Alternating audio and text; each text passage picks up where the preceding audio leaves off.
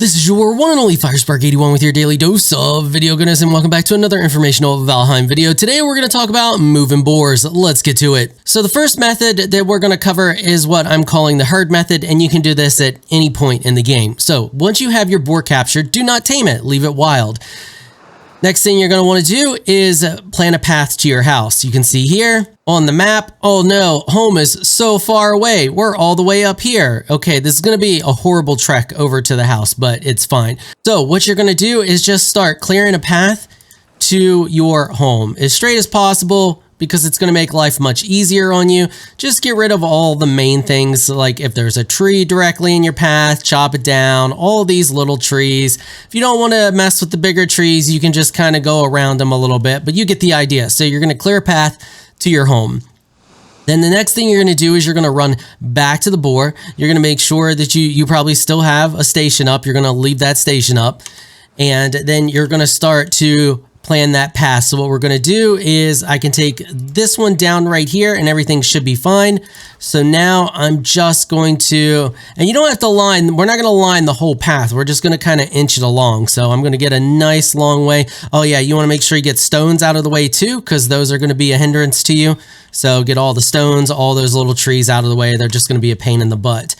And then we're just going to go like this and get a nice path going. And I usually like to build it, decently long, but we're not going to take it all the way back, because tearing it all back, it's just going to be a pain in the butt tearing it all down all the way back. So we'll get a nice long way going like this, and then we'll just block it off like so. Now, the reason we did not tame him all the way is because we can easily get him to kite down here. So now he's mad, and we're just going to run down the path here. He will eventually come straight to us.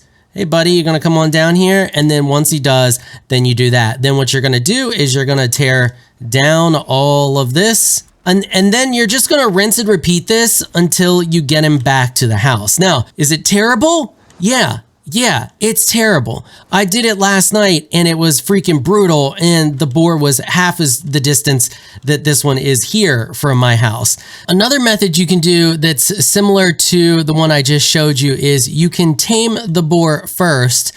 So get it all tamed up, then you want to build your path just like we did before. So once you get your path built, or a chunk of your path built, then you just delete the entrance there. Now you can try to shove them. We all know that's a thing and it's terrible. But what you want to do once you've set this up and you already have them tame, if you don't want to try to kite them the other way, is that you can just bring a torch out and herd them like that. They don't like it, but they don't always herd the right way. See, he went the way we didn't want him. All right, now he's where we're at. So then we can quickly block him in, and then we can pull the torch back out. Hey, boar, torch, you're scared.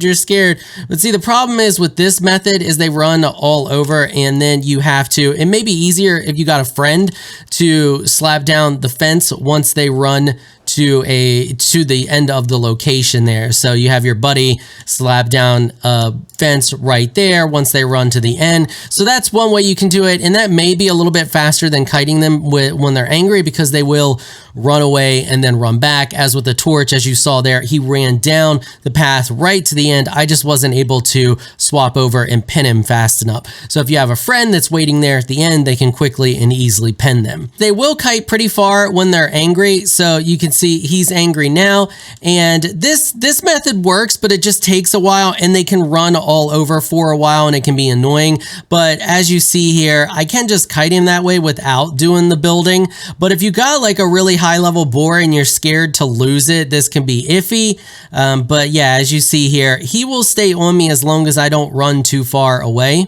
And you just let him keep coming at you, and then you can just kite him back to the base while they're angry and before they're tamed. So you can see it's actually, this works pretty well for the most part, but you also want to have a pin set up. If you don't already have one set up, you run into the situation where you're trying to pin them around you and when they're attacking you. And while that does work, I found it to be far less efficient than having a pin already ready to go. But if you're just out and about and you catch a boar and you just see, or I don't mean catch, but you know what I mean, you see one out and about and you're like, oh, that's one that I want, you're not going to be ready for it. So here we go. So now what I'm going to do is just, and you see we have a gray dwarf here now, so it's super annoying. But as you see there, it was pretty quick to kite him all the way back to my base here. So we almost got him back up here, and then we kite him up here, and then we just got to find a place that this will place down, and then we swap over. We let him continue to hit us. Oh, we might actually have him here. No, it won't let me place. Okay. All right. So there we go. So yeah, there, I was able to pin him relatively easy, and then we can just go through here and kind of straighten it up a little bit if we want to. Those are a few ways you can do it relatively early game. You got a lot of different options there to kite them back to your base or to get them back to your base.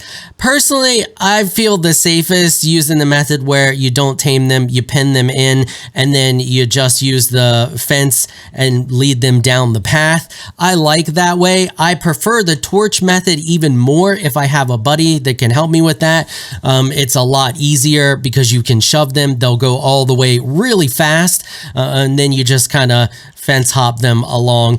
The kiting the method that I just showed you, kiting them when they're angry, that works as well without doing the fence, but it can be iffy, and you could end up losing them, and it just makes me nervous. If I got a 2-star boar or something like that, I'm going to take every precaution I can not to lose it. You get the idea. Now let's move on to the super simple method. Now, the super simple method involves a bit of a spoiler here. I don't care about most of the spoilers, but this one was a big oh crap moment, holy crap moment to me, and I kind of want other people to have that same moment when they first discover it. So if you don't want any spoilers, this is your spoiler warning. Okay, so to move them easy, we're just going to use the harpoon. The abyssal harpoon makes moving them super simple. In order to get the abyssal harpoon, you need the chitin, and you get that from the floating island. I mean, I don't know what this creature is. Some people are calling it the Kraken, all this other stuff. It's a creature in the water that looks like a floating island, maybe a turtle, maybe the Kraken, who knows. Anyway, it's got barnacles on it. You just harvest those barnacles with your pickaxe, and then you get the chitin, and then you can make the abyssal harpoon. Now, once again, don't tame him, because if he runs from you, it drains your stamina. If you lose all of your stamina, you lose him. You don't want to lose him because you only want to harpoon him once, because he needs to eat to heal, or he's going to take too much damage, and it's just going to be a pain in the butt for you. So I highly advise eating a bunch of high stamina foods. So the turnip soup and the carrot soup and the sausage, if you're not to that point yet, which, I mean, if you got the harpoon, you probably at least have carrot soup, the queen's jam, stuff like that. Anything that's going to give you a ton of stamina. The more stamina, the better. So then what you're going to do is you're going to just break the cage that you have him trapped in, and you're going to harpoon him. You can see there, it took half of his health, but we can just walk along now. Now you can see as he's running away, it pulls on my stamina a little bit. But if I stop and he runs back to me and he's not pulling from me, my stamina regens. So now we're just going to head back to house. Now, don't run. You don't want to run. If you run, you're going to be burning stamina, and it's going to be bad. Just gently walk on back to the house. As long as you don't run out of stamina and you don't do anything crazy, you should not lose him. Now, the tether can break, but I've only ever had it break one time on a deer, and the deer like ran through a rock, and I was trying to pull it, and things got a little wonky. If you're just careful, it should not break for you. So, and he's just going to keep running back at you too, which is going to allow your stamina to regen, and then you can just quickly and easily pull the boar back to your house. So once you get the boar back to your house, either have a pin already ready, or you can build a pin around him, because you should be able to build here. So you can see we're still tethered, even though I swapped items, and then we can select that and get him over here at the table, and then we should pull him in here, and then we can just build around. He's going to come back at us. It's fine. He can't run, and then we can just build. Oh, nope. Well, let's try that again. We can just build around him. You get the idea. It's probably better just to have a pin ready to go, but there you go. You can see there we built around him. We took some hits, but we're fine. Now, to break the tether, you go back to the harpoon and you just block, and that will release him. And there you go. And now you can tame him. Now, once you feed him some food, he should heal. So I'm just going to jump up here and hopefully not throw these mushrooms too far. We're just going to toss him out here, and I'll show you as soon as we get away from him and he calms down. We got to give him a second here. He'll calm down and eat, and as soon as he eats, it should heal him up. And now he's calm, he ate the mushroom, and you can see he healed back. So you don't have to worry about the damage that you dealt to him. All right, so that's 2 ways that you can move boars rather easily. While the one is tedious, it's not very difficult to pull off.